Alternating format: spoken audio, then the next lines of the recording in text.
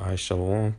I like to say Kol Lo Wah, which is all praise and glory in Hebrew to Yahweh, Ba'ashem, Yahushai, Ba'ashem, Karkadash, double honors to the Apostle of the Great Millstone. Bless God to elect, few sisters and Israelite foreigners. It's waking up stirring on truth. Got a quick lesson. It's going to be called It's Time to Get Serious. Alright, because we in the most serious times, alright, in the world. Alright. The times that we living in right now, you can't compare it to no other period throughout history. Alright. So our mindset, we have to have a certain mindset, man. Our minds gotta be built up and strong for this day. You know? That's what the Lord's doing. He's building up our minds. Cause ain't no way we can prepare for this day physically. We don't know where the hell we're gonna be at when it finally goes down. You know.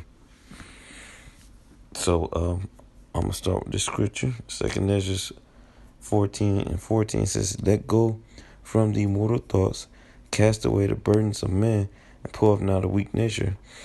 This is the Lord speaking to Ezra, all right? Because he's concerned about our people, man, and he's also concerned about himself. He knew about the reincarnation because he said, "Woe to me." In 16th chapter, he said. In 2 Ezra 16th chapter, he said, "Woe is me," or is the 15th chapter, he said, "Woe is me, who will save me in those days?" So, Ezra is seeing a vision. All right, he's seeing himself in the future because he said, why would he make that statement? All right, he said, "Who gonna save me in those days?" All right, so showing reincarnation is real. All right, but the Lord telling Ezra, "Look, man, you gotta he said, put off that weak nature, man. Meaning, you can't be attached to basically nothing in this world, man, because everything's temporary. You know, if you're concerned about your family or your family, children, fucking even possessions, all right, all that shit, man. Well, it ain't shit. The family ain't shit, but your Lord he can bring them back to life, man. He can bring them back just like that, man. Okay, so we are not to be worried. All right, we those elect men, we are not to be worried about such things, because the Lord has the power to bring it back, man, just like that. All right, and this is 15 verse. It says, "Set aside the thoughts that are most heavy unto thee, and haste thee to flee from these times." Right. So the Lord's telling Ezra, man, don't be concerned about those things or any things of the world. Just be concerned about the prophecies happening, and giving diligence to make your call and election sure. Making sure you doing what you're supposed to do to be a part of that number to be saved. All right. For yet, you see, even though the Lord told Ezra he was part of the elect, all right, but there's still works that we have to fulfill. Brothers just preaching this truth. We have confidence that we are elect men, but we're still not sure. So we still got that back on the thought, thinking of, I still my pastor make it. The Lord don't have to save me. All right, so we humble with it.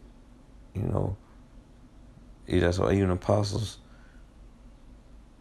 himself,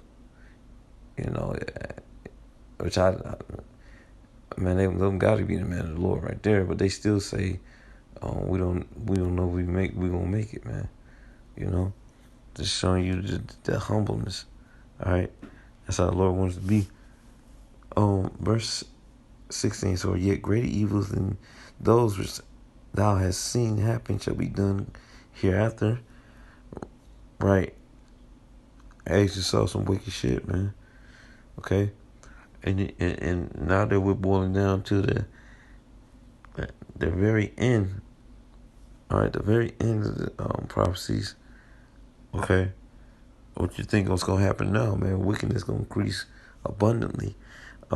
Verse 17 says, "For look how much the world shall be weaker through age, so much more evils increase upon them that dwell therein.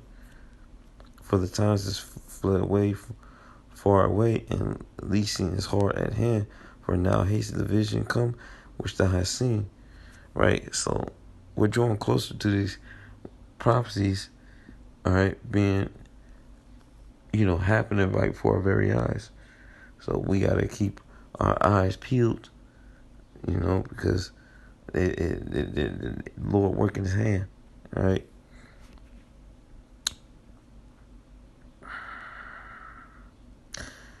Job, what is this? Job, shit, what is this? Job, it's not like it. I believe it's 32. Job 32 and